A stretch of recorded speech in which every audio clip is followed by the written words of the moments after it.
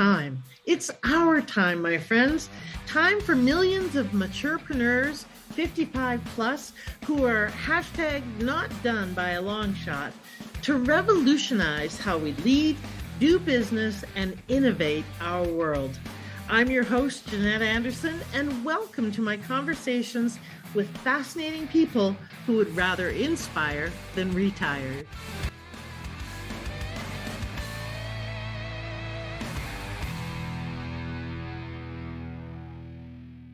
I was at a networking event on the Marketers Cruise, a cruise with 400 marketers from around the world, and we were upstairs talking in small groups. A gentleman in the group I was in asked me, "What do you do?" And I was literally mid-sentence answering his question when he turned and started talking to someone else. I was shocked and kind of had a reaction and thought, well, what a dick. And eventually excused myself and went and joined another group. Was talking to them, and lo and behold, the exact same thing happened. Was interrupted mid-sentence while he turned and talked to someone else. So then it's like, maybe they're not all dicks. Maybe it's me. Maybe I'm not showing up. But if you know me, you know that I'm pretty hard to overlook. I tend to be fairly confident, somewhat loud at times. I have blue hair, for the love of God. I'm pretty visible. So that wasn't it. So I got curious and started looking. What I noticed was all of the older women in the group were categorically ignored. Not one person talked to them or asked them questions or included them in conversations.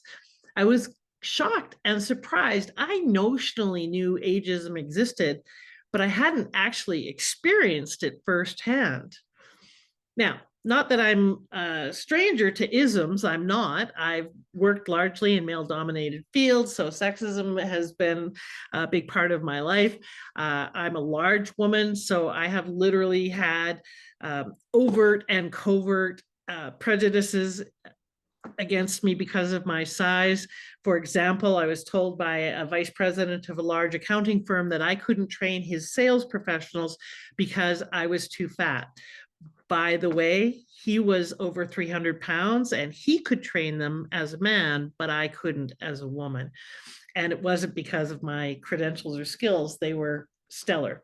So I'm no stranger to isms, but I think those isms have to go. So I'm here as a fat female 63-year-old plus who is breaking the rules because, my friends, the status quo has got to go. And yes, I've always been a bit of a rebel. I think I came out of the womb entrepreneurial, carrying a briefcase.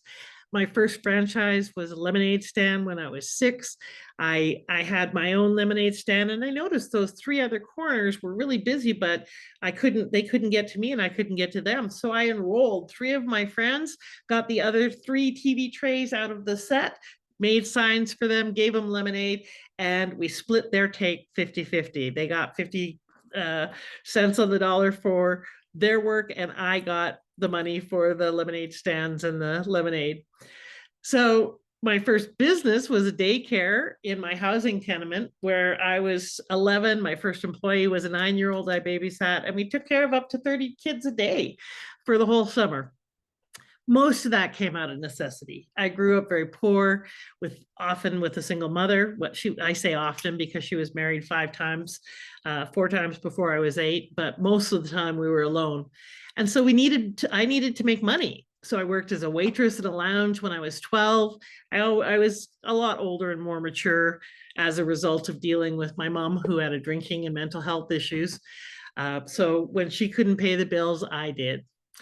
One of the things that I know from helping entrepreneurs grow their business for the better part of 40 years and facilitating personal development courses for 35 plus years is that our success is about mastering both the inner and outer games of life. I learned that really young. And that's where I also learned my love for entrepreneurialism. And, 40 plus years later, I am still stupidly in love with the work that I do with entrepreneurs and why I am so passionate about maturepreneurs. So that's the genesis of this podcast. You're going to find fascinating people on here who are experts and thought leaders in both the inner and outer game of business and life. But mostly this podcast exists to bring ageism out of the shadows and redefine what it means to be hashtag not done by a long shot. Look, the fastest growing sector of entrepreneurs is women who are 55 plus. Why? Because they either don't want to spend 10 or 20 or 30 or 40 more years knitting or golfing, or they can't afford to. So this is about giving you resources and inspiration to turn your wisdom into wealth and your contributions into global changes. I'll bring you business and thought leaders, philanthropists, aging experts, and people who are just kicking ass and taking names in some cool way. This show is for you if you are too inspired to retire. So please subscribe, leave us some comments. Please make suggestions about who you'd love to hear on the show. And please reach out if you are the kind of person who I should be talking to and bringing to our audience. Thank you for being here. Thank you for checking this podcast out. And I look forward to hearing from you in the future.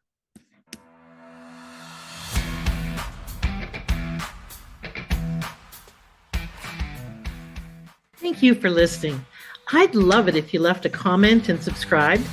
And I encourage you to apply one aha from this interview right away so you can turn your wisdom into wealth and your contribution into positive change.